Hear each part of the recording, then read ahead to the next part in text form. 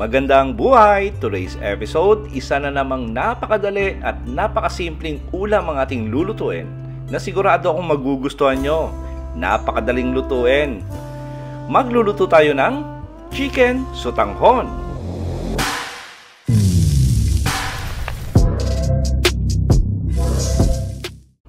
Maglagay lang ng mantika sa ating kawali na paglulutuan, tapos lagay na natin yung ating manok. Yung ating manok ay boneless po yan at saka skinless. Pero pwede kayo gumamit dito ng buong manok, tadtarin nyo ng maliliit, cube cut, yung tamang isang subo lang, pwede yon. Tapos, shallow fry lang natin for 10 minutes. Or tawag natin dyan ay sangkutsa lang natin ng mga 10 minuto. Yung hanggang maging brown yung appearance. Yung parang pinirito natin yung ating manok. Tapos pag okay na, gagawin natin dyan, hango lang natin, tapos set aside muna natin. Tapos, yung natirang mantika dyan, huwag nyo natanggalin, dagdagan lang natin ng konti, tapos lagay na natin yung ating bawang. At igisa lang natin to ng ilang segundo, siguro mga 10 to 15 seconds. Or hanggang maging light brown.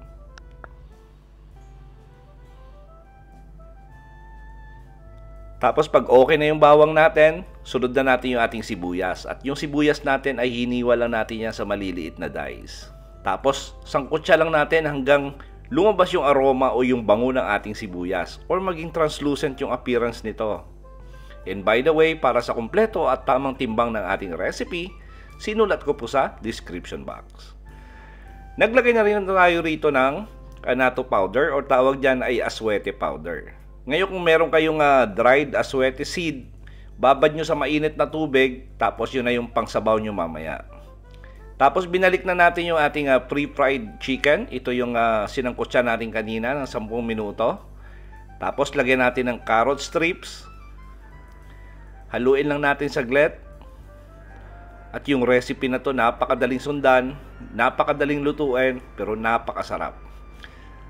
Tapos lagyan na natin to ng tubig. Lagyan na natin ng sabaw. At gumamit lang ako rito ng 2 liters. Ngayon, depende po yan sa inyo. Kung marami yung kakain sa inyo, sa sabaw na lang tayo magdagdag.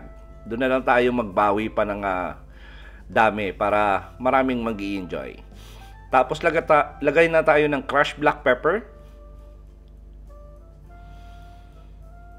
Tapos lagyan din natin to ng liquid seasoning. Lagay tayo ng isang pirasong broth cube para ma-enhance yung lasa ng ating sabaw. Tapos lagay tayo ng asin. Ngayon yung asin depende po yan sa inyo depende sa panlasa nyo yan. Takpan natin. Tapos pakukulaan natin for about 10 minutes. Then after 10 minutes, sigurado kung luto na yung manok natin dahil sinangkutsa natin yan kanina. Tapos hiniwa pa natin ng maliliit. So mabilis lang siya lutuin. Naglagay lang ako rito ng soy sauce or toyo para ma-enhance yung kulay at lasa ng ating sabaw. Tapos lagay na natin yung ating vermicelli noodles or sotanghon. Since na madali lang yan maluto yung noodles, lagay na rin natin yung ating Chinese cabbage. Ngayon, pag medyo mahal yung Chinese cabbage, pwede kayo gumamit ng repolyo lang o di kaya pechay Tagalog. Takpan lang natin to at simmer natin for another 5 minutes. Then after 5 minutes, pwede nyo nang i-transfer yan sa serving bowl. Tapos garnish lang tayo ng spring onion.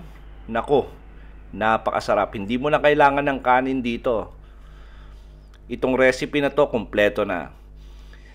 At sigurado po ako nagustuhan nyo yung recipe natin sa araw na to. Please like and share this video. Tapos kung bago po sa ating kusina, please don't forget to subscribe at pindutin yung notification bell para updated kayo sa mga susunod pa nating masasarap na recipe. Salamat sa panonood at ito ang Kusina ni Dan Levy.